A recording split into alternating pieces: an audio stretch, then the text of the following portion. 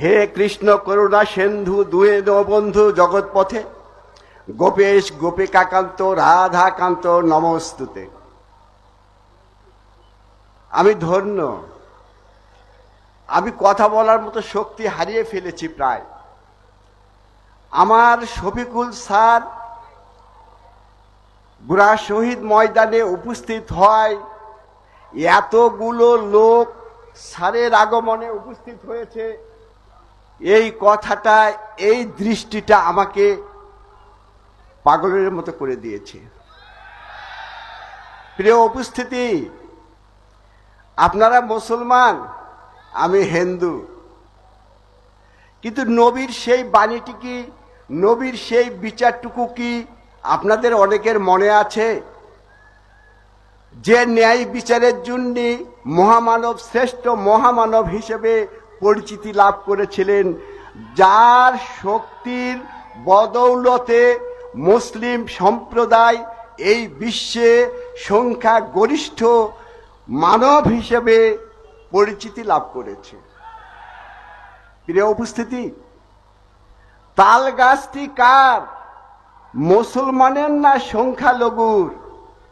নবীর বিচারে এসেছিল সংখ্যালঘুর, তাই সেই বিচারকে আপনাদের হৃদয়ে স্থান দিয়ে ন্যায় বিচার প্রতিষ্ঠার জন্য আপনারা এগিয়ে যাবেন। আমরা চলি সমভাগে, কে আমাদের রুখবে? রইল যারা পিছন টানে, কাঁদবে তারা কাঁদবে, কাঁদা ব্যক্তিরা কাঁদতেই থাকবে, আপনারা সামনের দিকে এগিয়ে যাবেন।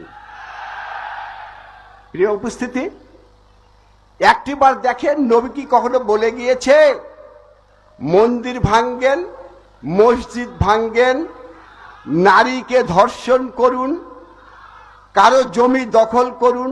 আপনাদের ইসলামের দৃষ্টিতে সব কিছু তো পরীক্ষামূলক ভাবে সমস্ত প্রশ্নের উত্তর দেওয়া আছে। যে মা 10 মাস 10 দিন তার বুকে, তার পেটে আমাদেরকে ধারণ করে রেখেছিলেন, সবচেয়ে কষ্টের সহিষ্ণুতা নিজে উপলব্ধি করে, নিজে না খেয়ে শীত গরম ঠান্ডা সবকিছুকে উপলব্ধি করে আমাদের মানুষ করেছেন, স্যার সেই মাকে নিঃশেষিত করে অনেককে ধর্ষণ করা হচ্ছে। এটা কি ঠিক? নবী করিম কি বলে গিয়েছেন যে হিন্দুদের সম্পত্তি দখল করলেই আপনি বিরাট কিছু হবেন? সবার উপরে আছে একজন, তাহার উপরে কেউ নেই। আপনারা যে যত অন্যায় কাজ করুন, আপনারা যে যত কোথায় খারাপ কাজ করুন, সেই তিনি উপরে আছেন। আপনি লক্ষ লক্ষ কম্পিউটার ফিট করেও, হাজার হাজার গণনা করেও সেই বিচার করতে পারবেন না। কোটি কোটি মানুষের বিচার করার উপলব্ধি একমাত্র পরম করুণাময় স্রষ্টার আছে, তার উপর কারো নেই। স্যার, আপনি তো সেই কর্ণধার জামাতে ইসলাম বাংলাদেশের। আমাদের সংখ্যালঘু সব সম্প্রদায়কে ভালোবাসার হাত তুলে কাছে টেনে নেওয়ার চেষ্টা করুন। একবার ভালোবাসার দ্বার প্রান্তে পৌঁছে গেলে কেউ কোনো দিক ছুটে যাওয়ার মতো আর পথ পাবে না। স্যার, আপনি সেইটুকুই শুধু গ্রহণ করুন। অন্যান্য রাজনীতিবিদরাও সেই কিছু গ্রহণ করবে।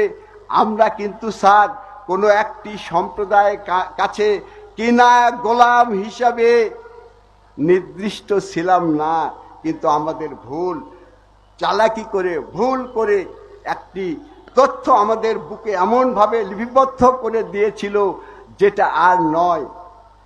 পরিশেষে শুধু এইটুকু কথাই বলবো, স্যার, এই কথাটুকু হলো, শেষ যার সব ভালো তার।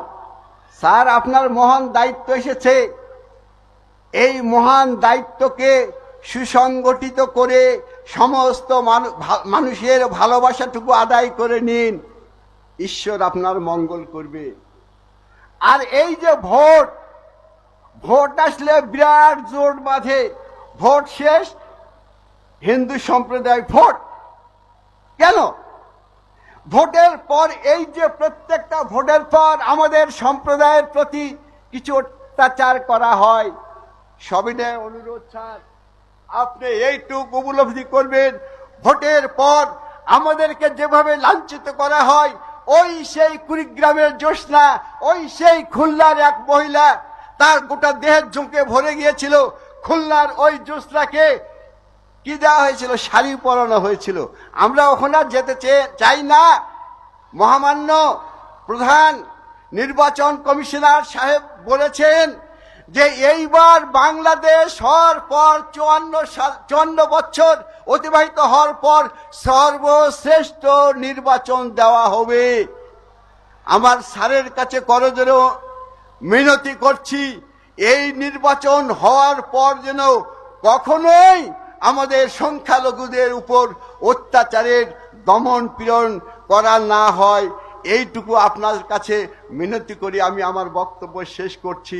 সবাই ভালো থাকুন, সবাই মঙ্গলজনক থাকুন। ঈশ্বরের উপর কেউ শক্তি প্রয়োগ করবেন না। উনি সর্বশ্রেষ্ঠ, উনি সর্বজ্ঞানী, উনি সর্বক্ষমতার অধিকারী।